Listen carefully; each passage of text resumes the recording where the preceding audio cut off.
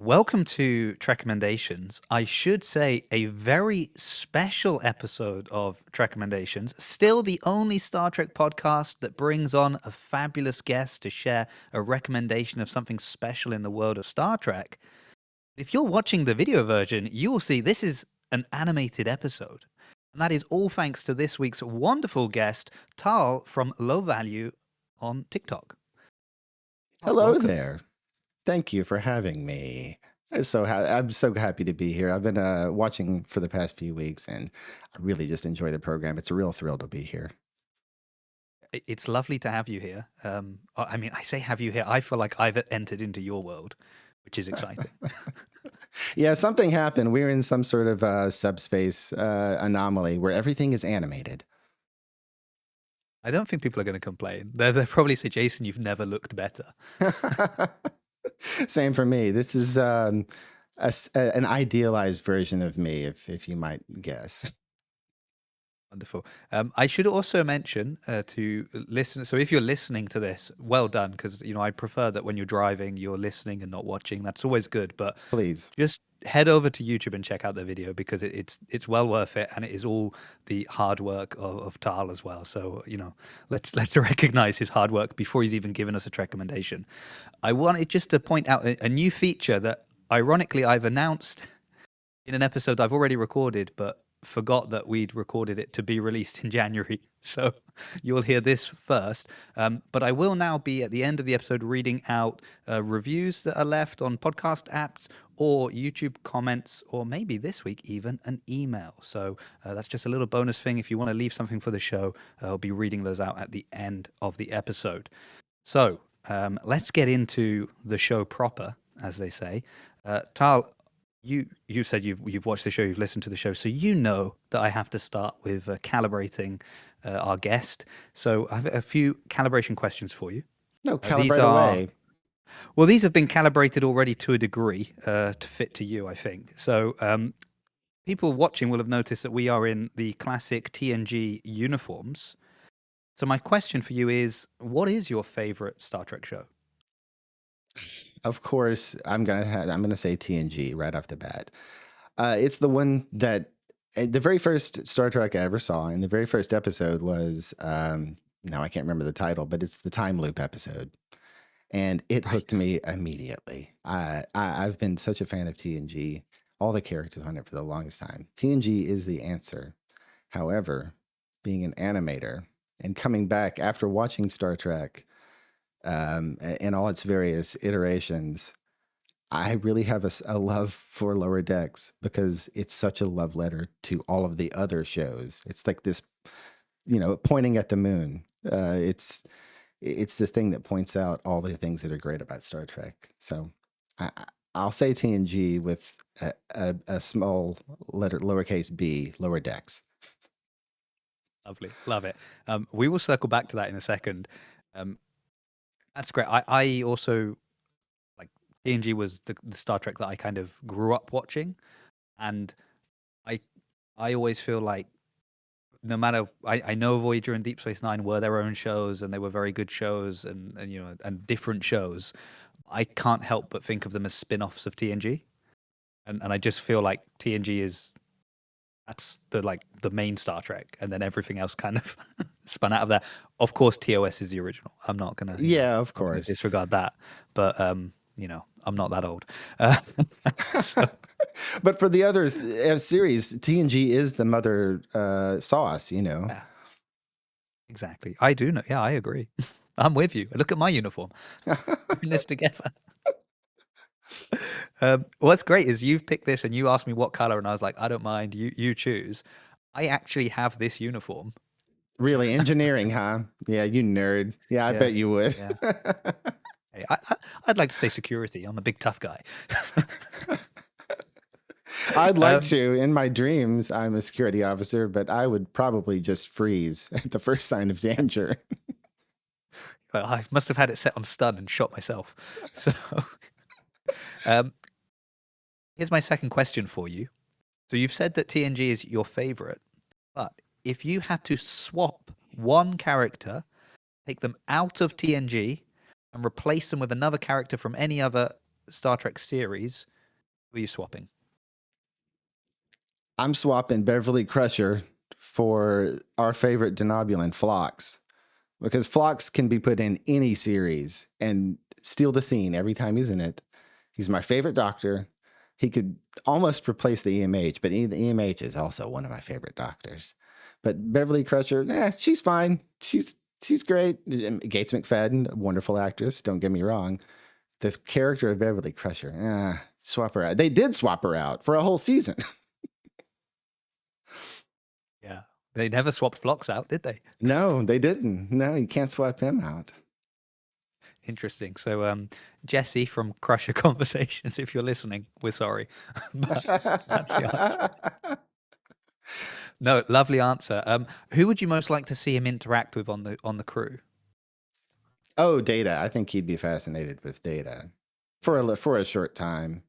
And Data would not judge his alien ways as harshly as the others, especially the other Enterprise crew members. They did not understand Phlox's social constructs, the Denobulan social construct.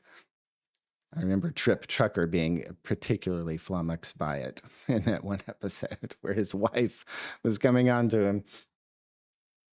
Yeah, Data would maybe change his goal. I want to. It's not that I want to be human anymore. I want to be Denobulan. That's my new dream. The Okay. bacchanal that is Denobulan lifestyle. Here is my final question for you, and this is again a special one just because you're on the show. If you were to pitch an animated Star Trek show, what would it be? Oh, well, I think you can tell from my style and if you're a viewer of my content that I'm a fan of comedy. But if I could use animation as a medium to tell the story, I think I would do a different style, maybe something closer to like 80s anime or something like that. Let's do something dark, maybe a film noir style detective story. I want like if Garrick was maybe a spy stories or maybe just a noir detective kind of thing. That's what I'm going to go with. Noir detective told in the 80s anime style. I mean, these answers are incredible. This is you are unknowingly intersecting so many of my fandoms and things I like. Oh man. Well, I mean, yeah, we're cut from the same cloth. It seems a little bit, just a little bit. Like, yeah, I may have multiple subscriptions to like anime streaming services. Oh, really? Yeah, they haven't gotten me yet, but I've got my partners as a collector of DVDs. I've got plenty to go on. Yeah. Okay, excellent. But we must move on. We must keep this Star Trek. So that's wonderful. Now, I believe normally I tell my guests at this point, I need to add something to the screen. I've got no power to do anything, but I believe you can add something to the screen. I will do that for you. Oh, that's very kind. You're There we your own go. I worst enemy. believe this is the thing you're looking for. That is the thing I'm looking for. So we have our wonderful clock because it is that time of the show where I would ask you in 60 seconds or less, Tarrle, what is your Trekommendation and why have you brought it to the show? Okay. Big breath. Okay. So my recommendation is the writer, A.C. Crispin. She is a prolific writer of tie-ins, but in particular Star Trek. She has 4 great novels. And not just her as an author, I want to recommend one particular book, her Sarek book. It's a big, thick boy, and it is a deep characterization of Amanda Grayson, Sarek, and Spock. In the book, Amanda is on her deathbed, and Sarek has to leave her. And Spock's there too, and it's this wonderful story of family interconnectedness, a deep exploration of all 3 of those characters, and on the other side of it is a political intrigue kind of thing. It's relevant to today's culture, and it's her magnum opus. It's wonderful, just a really, really great book. But A.C. Crispin, Anne Crispin, I believe is her name. Wonderful writer. I will let you have the Anne Crispin as going over time, that's absolutely fine because that was just clarification, which is now the time we have is now to clarify things. So Okay. um, this is well done though, very good. I love it's kind of a dual one that it's an author and then here's a specific like if you're gonna only get the opportunity to read one, this is the one. Yes. The magnum opus, as you have said. What does worry me is if you have, and people will know if they've listened to previous episodes, I do have a bad habit of buying books after people Oh recommend no. them. I've And just given you something to buy. Huh? No, I don't know if it's in print. You may have to buy used, buddy. well, that's what I did last time. So the last book I bought was the Star Trek Destiny trilogy in one book, which is also a thick boy. Oh boy. Yeah, I imagine. And I am If I mean, I would say I'm chipping away at that. To be honest with you, I'm not even chipping away at that. It's on my bedside table, and I don't think I've picked it up probably this week. Um, I'm tired by the time I get to bed. No, I feel ya. I very shamefully am chipping away at the animated series, which is something that I should have watched 100 times by now. But I'm just I'll take an episode here, a couple episodes a week. It's not that it's bad or anything. It's just that I have other things to do. Yeah, I mean, I love the book. The problem is if I start reading at not like the problem. This is probably a good thing. If I start reading at night, I'm like 2 pages in, and I'm nodding off. I'm falling asleep. Oh yeah. But if we maybe watch something, I can stay up a bit. It's not as taxing, and I can stay up a bit longer. And I've been at work all day. Then there's been time with the kids, and I've been at the gym. Now it's a bit of time with my wife, and I think if I just tell her be quiet, I need to read, we could be in trouble. I don't think So that would go over too well, but I don't know. no, so that's where we're catching up on shows and things like that. But I will. I'm on a plane tomorrow, so that's Oh, what a maybe wonderful I've place got to read. Yeah. got a lot of travel ahead, so maybe that'll be a time to chip through this one to make space for apparently what's going to be the next thing I need to try and track down. This novel. Could you please remind me the title of the novel that you've said is, the most recommended for our dear author A.C. Crispin? It is simply Sarek. Just Sarek. Simply Sarek. Okay. So are all the books you said she'd done 4? She has 4. Yeah, she wrote Star Wars and a couple of Alien Resurrection. She was a tie-in author, but she wrote 4 really great Star Trek novels. There's a duology where exploring. I can't remember the episode, but it's the one where Spock fathered a child. In this novel, it's a short one, and it was her first one. It's called Tomorrow's Sun. And it is Spock has discovered that he has fathered a child during the events of a past episode, and he is now taking the Guardian of Forever back in time to take this child out of its element and give it the life it may deserve as his son. And then there's a sequel to that novel as well, where they use his son's telepathic powers to fix the universe via the Guardian of Forever. And I have just started that one myself. I'm about 5 chapters in, and it's really good. How did you so these are all TOS tie-in books, right? No, her one other standout is there is a TNG book that she wrote. And it is the concept of what if alien art could blow your mind? And so, yeah, the TNG Enterprise crew has stumbled upon an alien art installation, and it drives men mad just to see it. Although one crew member, through the use of his visor, can bear to witness it.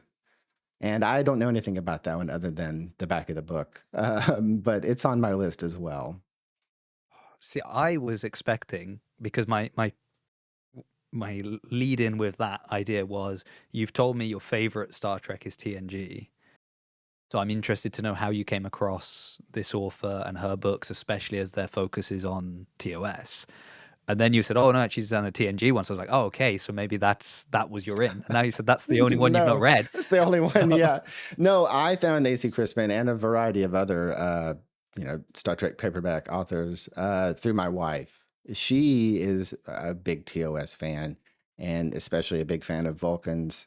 She has a big crush on Spock, like a lot of ladies, and just how deep that whole family exploration can go. So yeah, we when we were first dating, we read Sarek to each other over the phone. It was very sweet, and yeah, that's what brought me into this author. wow, what a romantic gesture Well, that was. it's dorky, but sure, yeah, romantic. Yeah, and you said that that was a thick book, so well done. Yes, yeah, and yeah, like you were saying earlier, when someone's reading to me, oh man, I go right to sleep. So it took quite a few tries to get through. Yeah, nice. Okay, well, I am making a note that I need to invite your wife on to be a guest, so that's important to know. Um, She knows quite a bit. She probably could talk a lot longer and more in depth than I could. yeah, and I guess one of the calibration questions will have to be which version of Spock she's got the Oh biggest crush on. God, yeah, yeah, yeah. There's been a few, and they've all been good portrayals. But Leonard Nimoy, I mean, come on, the OG. Yeah, I do like though with and this is a tangent, but what I like about the fact that we've now had so many actors play Spock is I feel that that kind of breaks down the barrier a little bit about recasting, and it does leave open, look like there. I think it feels safer when characters are characters over actors. Actors at times do things that make us go, Yes, "Oh, I don't know if that's such a yeah, good actor anymore." But the character can kind of remain pure in that sense. yeah, So yeah. It belongs just to the story and not to the outside world. exactly, exactly. Okay, so it was your wife that introduced you. Were you like a big reader of Star Trek books at all before this, or No, I'm an idiot. I don't read. I don't read books. I don't read books so good, or very fast. But she does. She can go through a novel very quickly. But no, I wasn't until I met her, and now we have a whole shelf of them. We like to go to the local metropolitan library. They all have a bookstore where they sell their used and donated books to try to keep their library afloat. And if you go to yours, and there will be a guy there. He's wearing a vest and a bow tie. They all have one. And you tell him you're looking for Star Trek paperback novels. He will go to the back and he will grab carton after carton and bring them up to you and try to give them to you. Try to give them away because they're just taking up shelf space in his back room. They're there and they're cheap. You can get them for $1 a piece, sometimes a quarter a piece. But there are so many out there. Some good, some bad, but they're all there for your taking. well, there is a good chance that I will be heading over to the States next year again. So I'll add that as a little destination that I need to stop at, and people will really wonder why. And I'm like, you There's you a go to the library? plethora. Yeah, Yeah, there's a plethora of books available for you for your taking, sir. thank you. Yeah. I'll make sure I leave lots of space in my luggage, just book space. Okay, so I'm interested to know what it was then about her books. You're saying your wife has lots. You've got a bookcase full of different books. I'm assuming by different authors. What is it about her writing style or the stories that puts it, you know, or that brings it to the show as opposed to you picking any other book or author that could have been on your shelf? Oh, well, she okay, so a lot of these are written by dudes and they're in the 70s and 80s, so they can be kind of dry and maybe a little action oriented or focused on the machinery, the mechanism of space travel, and that kind of thing. She is a character writer and she understands the characters very deeply. She doesn't break canon. She just takes what's there and gives it an inner life. This was what she does for Sarek. And I'm not sure timeline wise if other people had written, if there was other stuff for the show. I think this was an 80s book, mid 80s maybe, and it takes place after Star Trek 6, Undiscovered Country. But the character of Sarek, she just fleshes him out so much and explores that relationship between Spock and Sarek very deeply. She's a character writer, and that's what's interesting about it. And I like my action scenes too, and I like talking about the mechanisms, the ships. I love ships. The Trek yards. Oh, one of my favorites. Yeah, I could just listen to people talk about ships all day and night. But the characters is what draws me into her. I suppose as well in that medium, when you're reading, uh, I don't know. It's yes, you can listen to people talk about ships, but I feel like the ships, the technology, to me, is better served in a visual medium. Right? I want to be able to see the technology you're talking about. I want to be able to see the ship and how it looks and Oh, all of for that. sure.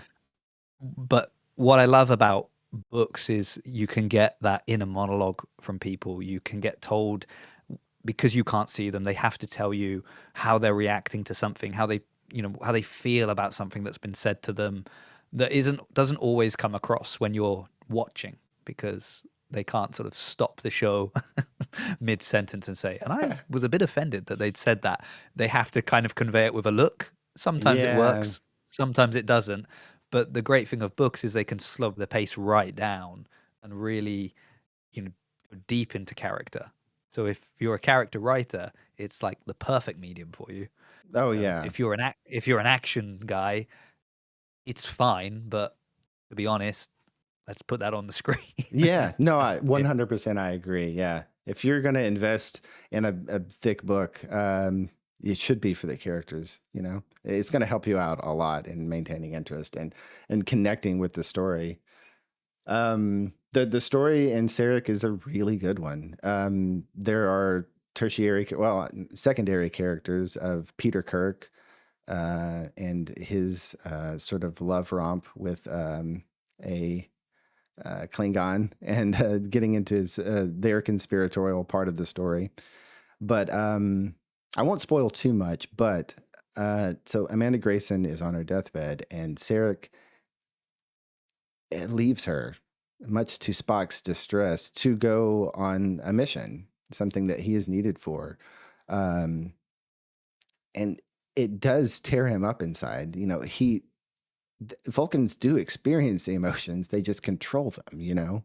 And he is more aged at this point, so maybe it's getting a little more difficult. But um, it, a big part of the story is helping Spock understand his father's commitment to duty and how much that meant to his father. It's something Spock himself has a commitment to duty, but it's not quite as powerful as Sarek's. Sarek is this great name in the Federation and on Vulcan. Uh, it's just it's a really interesting story, and it's told through the mechanism of Amanda's journal entries. So Oh, there's this framing mechanism, yeah, that it really drives it. It connects everything together. It's this really nice glue for the story. has it changed at all the way you view certain characters? So, I mean, you said you were chipping away at the animated series at the moment, right? So that's I'm assuming you meant the TOS Yes, yeah. animated. Yeah. Um, so obviously Spock's in that. Does it sort of, I don't know, the way as she's a character actor, and do you just feel differently at all about any of the characters, about Spock, about Sarek, having read the book, or or do you just feel like, oh no, it perfectly lines up with what I already knew? No, it definitely does make you, if it's real or imagined, project the events of the book onto other media that you're reading. Now, they've done so much to Spock's character. They've given him so many brothers and sisters, and moved him all around and changed that family arrangement so much in sense. But you get to pick your own headcanon. You can always just choose what's a canon in your own head, for sure. But um, no, it definitely does. The animated series is Star Trek. It is TOS, but Uh, it's a little goofy. I mean, it's okay. So sometimes it's a lot goofy. yeah. But on the other hand, I it's also it's season 4 of TOS. Sort of, if they got to continue. But it's also, the budget no longer matters. We can just draw what we want. So you get really interesting aliens. You get 20-foot tall Spock. You get some cool stuff. I'll be honest. This is so I have this feeling about um, animated Star Trek in general. You've mentioned that you're a fan of Lower Decks, and I enjoyed Lower Decks, as I imagine the vast majority of us did. But I still feel like we've kind of wasted the potential of animated Star Trek, um, because animation just allows you to do things that are so difficult to do in live action, right? Like if you've got to draw a human or you've got to draw an Andorian, it's the same amount of work, right? To Right. animate one or the other. And I would have just loved like a Titan show or a New Oh, that Frontier would show be where cool. you've got these you've got these ships that are full of aliens that we're just not gonna ever get a live action version of, because you're not gonna have 10 actors have to do 10 hours of makeup every time you want to film a scene. But I just would love a Star Trek show that could just really go all out on some of the more kind of incredible elements of Star Trek that are just too hard to or too expensive to film.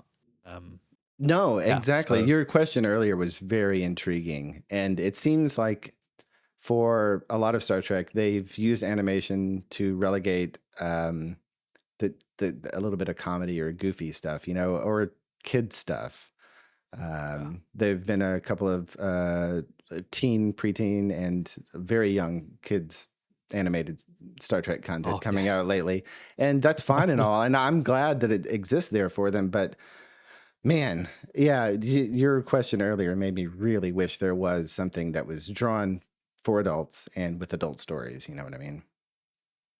Yeah, and that's why your answer about 80s anime kind of thing, I even more so that's been my idea a bit of like, yeah, we just need that kind of, just because it's animated, you could have an incredible space opera animated. Oh, um yeah. and it would look great. um but we're still in that kind of, the people that make Star Trek that are very much, in that part of the world, still view animation as childish, I guess, kind of like it's for kids.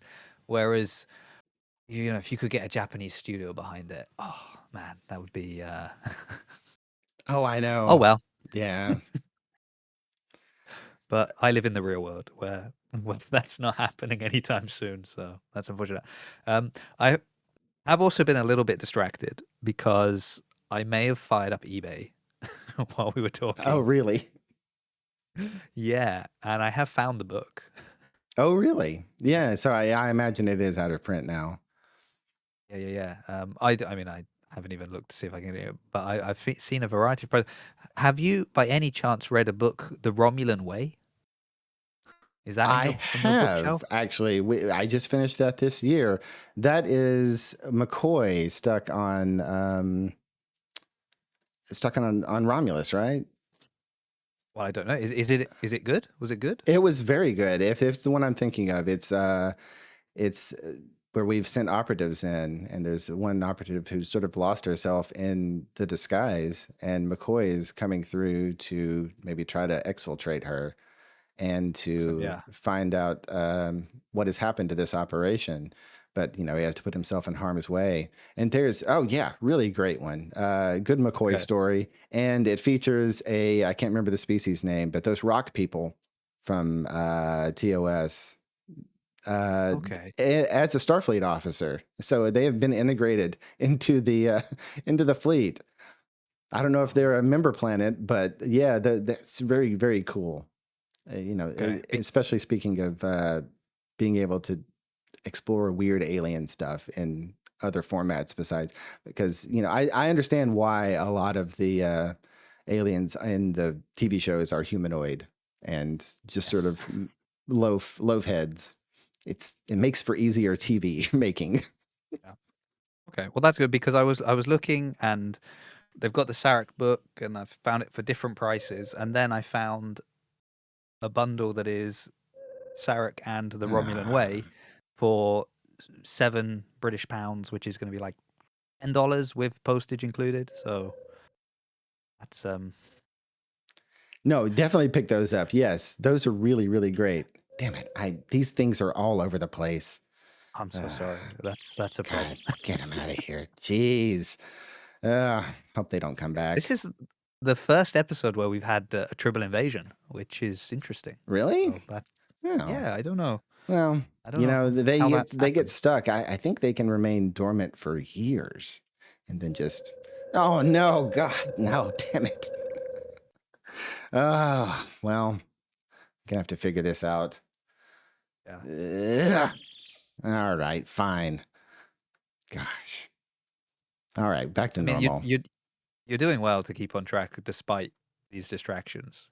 Me going on eBay, you getting attacked by tribbles. This isn't how the show is supposed to work. I'm so No, it's sorry. fine. Hopefully, the guys down in engineering can figure out this subspace problem and get us back to looking Yeah. normal very soon. Well, unfortunately, as I told you before, this is a security uniform and not engineering, so I'm Yeah, I'm no help. I'm no help to you at all.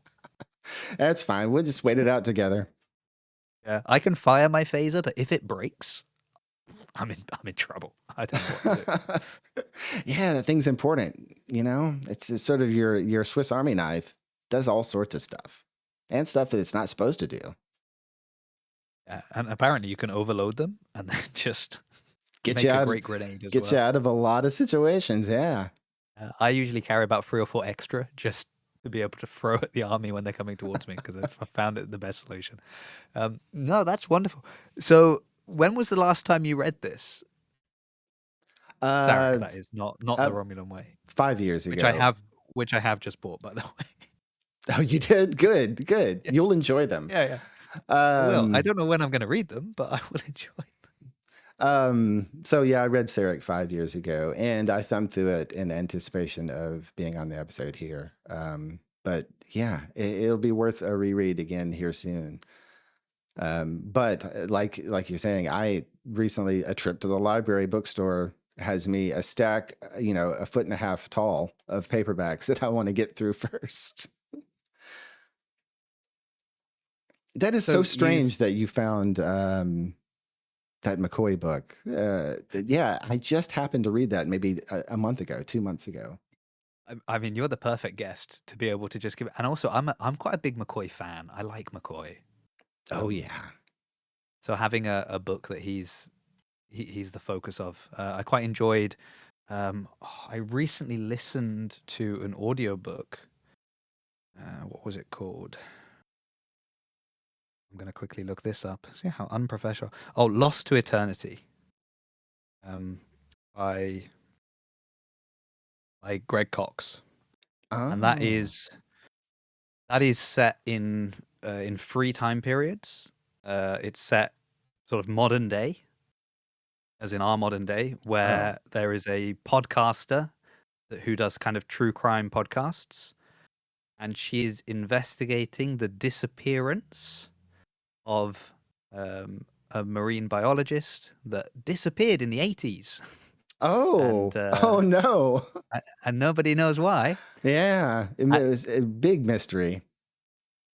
And then there's another section, and it kind of jumps between these 3 time periods throughout the whole book. And then there's a kind of TOS TV series period and TOS movie period, and it's sort of jumping between these 3 time periods.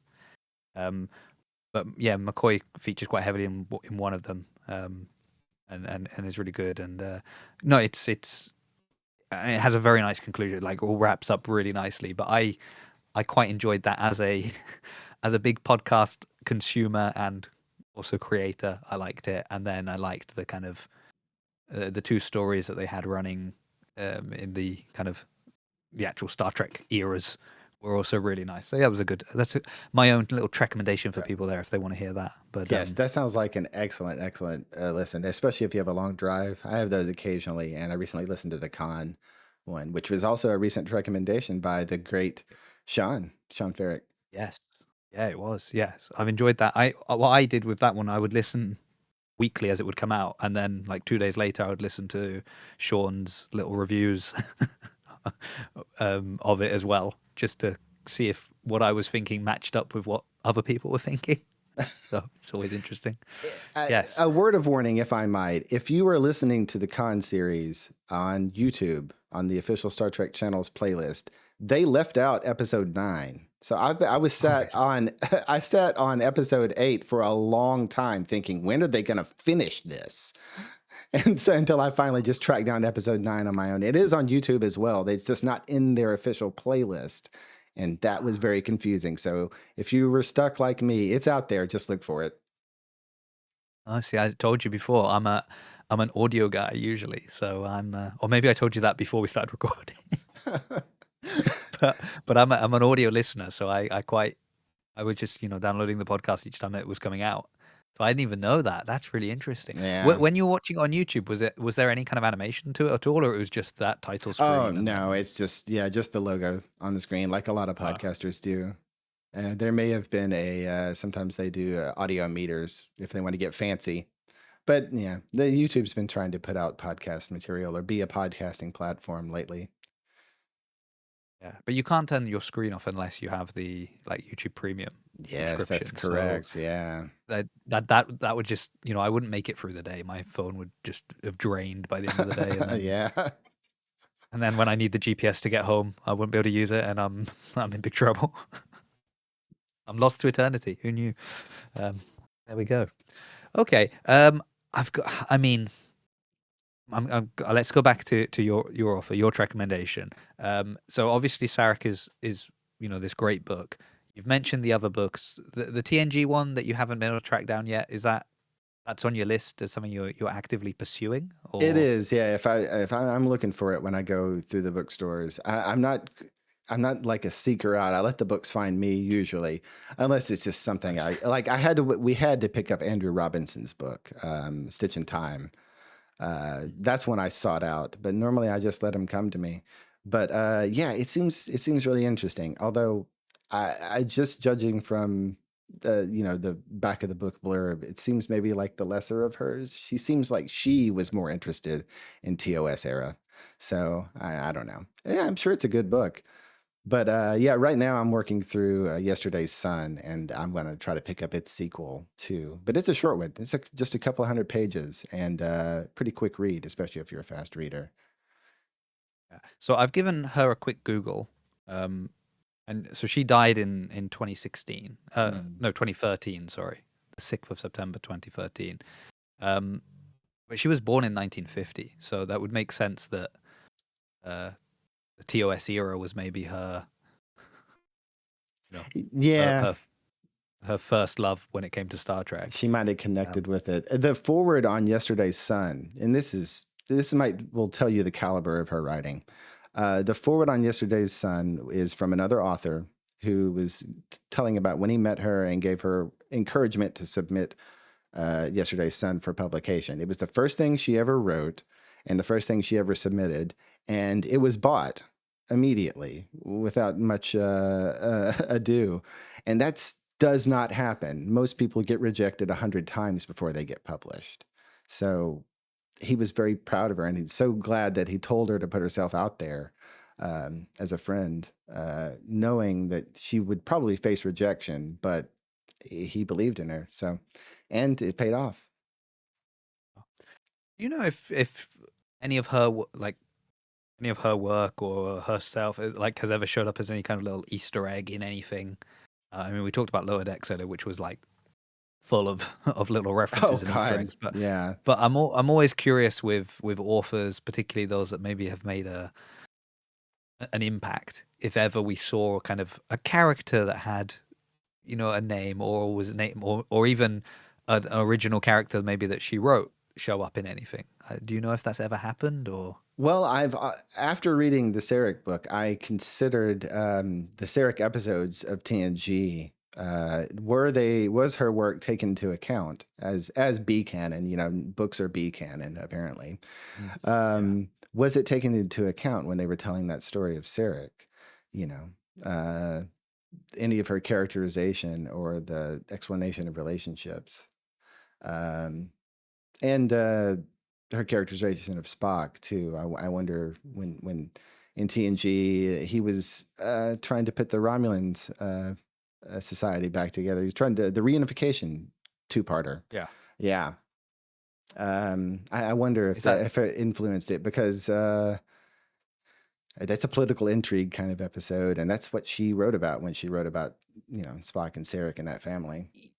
Yeah, you mentioned that, and I didn't.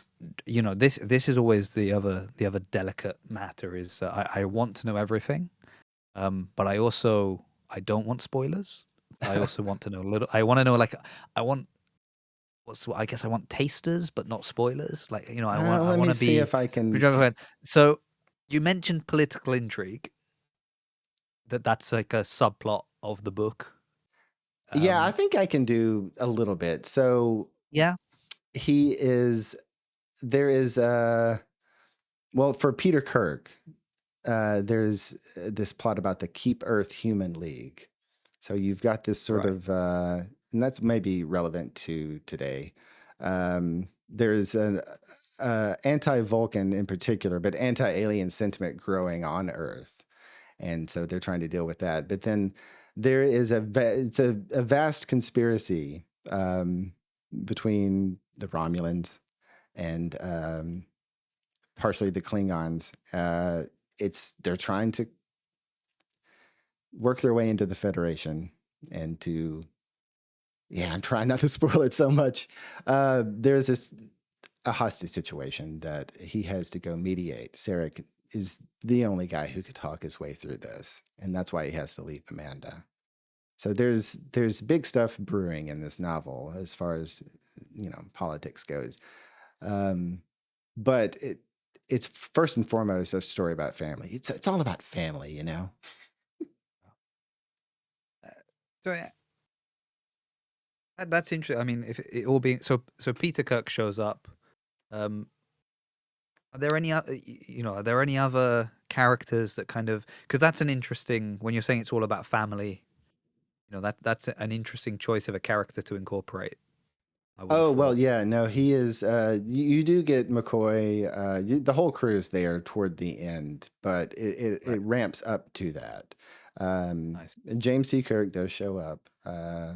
McCoy, Uhura, everybody's there, but it's really the Spocks, and then this B story with Peter and his Klingon love interest, who is also involved in maybe the conspiracy.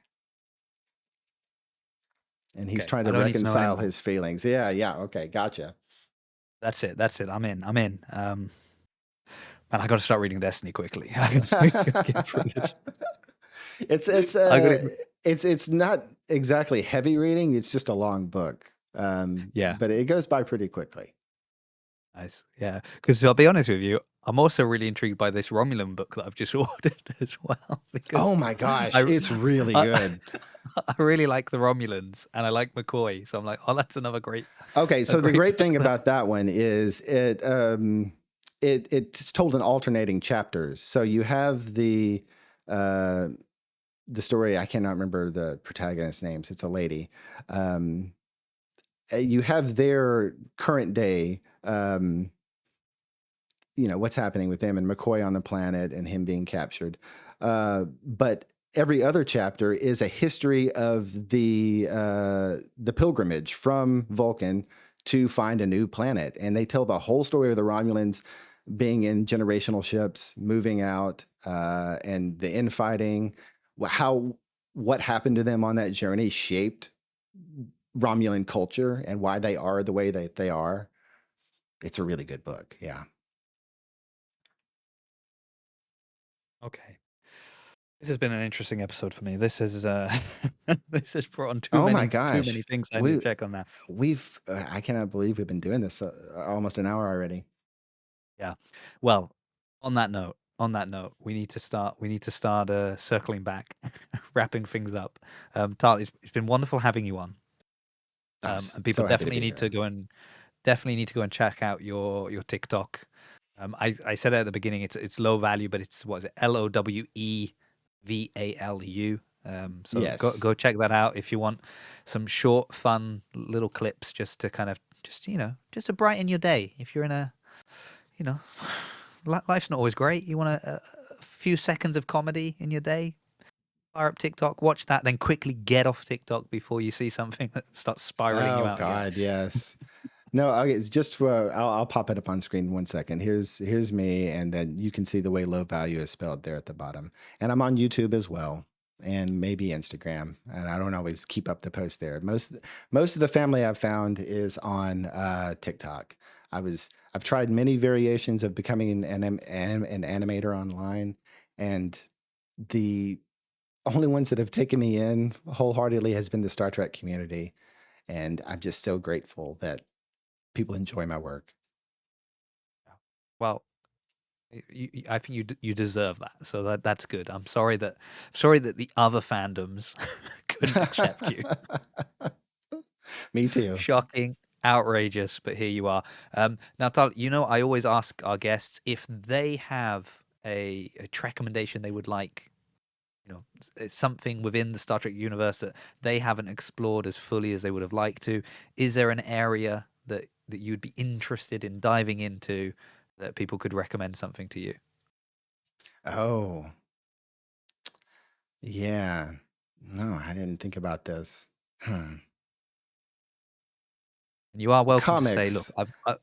comics." There we go. Yeah, To be honest, that I have surprises not me. read a single comic. No, and there are some on my shelf too, or my wife's shelf, but I just haven't read them. It's not. It was never. I was not a comics kid growing up, and shamefully, I sort of dismissed it as a medium for, but it's probably honestly a better storytelling medium for serious stories than Yeah. the animated series and bits. But what I love about this is that you do animation, you love animation, you understand that animation is not just for kids, and actually it's a great medium for storytelling. Uh, and most people are like, live action is for grown-ups, cartoons are for children. And then you've basically done that with books. I have, Like, yeah. books are for grown-ups. Those picture books that you guys read, that's for kids. Everybody's guilty in their own way. Oh, you're hurting me. Red alert. Oh, Oh, my very good. feelings. Don't worry. Well, I would recommend you some Star Trek comics. But what I am gonna recommend actually is just walk over to the shelf that apparently you have in your house that already has some, and just pick one of them up. And I tell you, the best thing about reading Star Trek comics is they're a lot quicker to read than some of these Oh, books. yeah, true. I really should. That is pretty shameful. I could probably take it out in 20 minutes. Yeah. My wife gets so like I've ordered these books, fine. She knows that it's gonna take me forever to read them, so she doesn't mind as much. She gets annoyed a bit when I buy Star Trek comics because she's like, "You read it in a day. You get it, you've read it, it's done in 1 day." I'm Yeah, like, well, "Well, that's the nature of comics. I mean, yeah." And I say comics, but I don't buy the individual comics. I'll buy like oh, kind like of a 6 issue omnibus type things, right. or the collected editions, or just a graphic novel that's kind of self-contained, bigger story. Yeah, I've not got the time or money to be buying single issues. That's Hey, if somebody wants to come on and recommend a great Star Trek series of comics, you know where we are, and I'm Yes, happy to have you on. please do. Well, yeah, excellent. Well, thank you very much, Sal. As I said at the start of the episode, I am going to start reading. Um, oh, I've just gone big on the screen. Wow, look at me. host of Trekommendations. Love it. I'm distracted by Tarrle's wonderful work. So what I've said is I will be reading either comments on YouTube. If you can leave a review on the podcast app that you're using or a comment on Spotify, that would help. I tried looking earlier. Currently, I have 0 reviews. So nobody has reviewed any episodes, which on the one hand is good. I have no bad reviews, but I also have no good reviews. So any reviews that you can share would be wonderful. And if you actually write something, I will read it here. What I'm going to read today is another way you can get in contact with me is you can email me directly at so it's trekommendations@gmail.com. Very easy. And I woke up this morning to find a wonderful email from Jessica that just said, I found out about Trekommendations when you were interviewed on the Trek Culture podcast. Really love the idea and agree. We all definitely need more positive angle Trek content on YouTube. So thank you for putting it out there. I'm working my way through all the episodes and enjoying each one. You do a great job of asking thought-provoking calibration questions too. So thank you very much. That's, very flattering for me, which I feel a bit awkward about. She then said, I also have a recommendation. I'm not going to share that because, Jessica, if you want to come on and share the recommendation in person, we'll do it that way instead. But thank you for at least sharing it with me. But maybe the audience will get to hear that one day in the future. So thank you very much. And as I said, if you can leave a comment on YouTube or, like, subscribe, do all of that stuff, it's annoying to ask, but apparently it helps. So there we go. And if the show grows, more guests can come on. They can recommend more things. We get more recommendations. You see, it's I don't know. It's like a trill. It's some kind of symbiotic relationship I have with social media that I'm not happy about. But there we go. So Get that thank worm you again. in you. Yeah, well, that'll be the next animation. If you can do that for me. I always thank my guest. So a massive thank you to Tarrle, but I never normally have to thank them as much as I have this time because he has done 80%, if not more, of the work of this episode, and I appreciate that more than he'll ever know. Especially as I'm getting on a plane tomorrow, so I don't have a lot of time to edit and upload stuff. So that's really good. Thank you very much. Thank you everyone for listening. You know where we are. We'll be back next week with another guest and another recommendation. Final big thank you to Tarrle. Go over to his TikTok, give that a follow, and his YouTube as well. Don't forget that. I forgot that, but you don't forget that. So see you all next week with a new guest and a new recommendation. Bye. Applause.